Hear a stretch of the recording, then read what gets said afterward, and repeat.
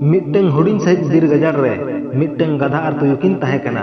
उनकिन गधा आर तुयु दो मिट्टeng हुडिंग हुडिंग कथा लगी दिनम किन खपरियत ताहे। कथा दो नोआ कना, गधाय लयदा सेरमा दो आराग गया आर तुयु लयदा बांगा सेरमा दो लील गया।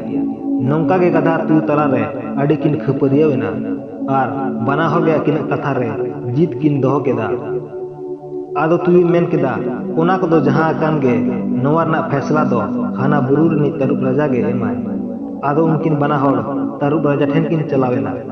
आदो तुयु मेन केदा हेंदा हो तरुब राजा अलिन मुद्रे जहां के मुरुक लिन बचा उनी गे गुजे में। आदो तरुब राजा मेन केदा ठीक गया मेनकान कथा दो चेत कना।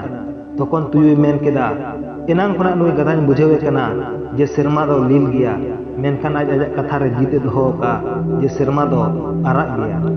इने खान के तरुब दो मेन केदा ठीक गया नितो दो आम सांभड़ा में आमिन गोज मिया। इने खान के बोतर जलाते तुयु मेन केदा चेत चिकैना तरुब राजा इन दो चेत इन भूल करते।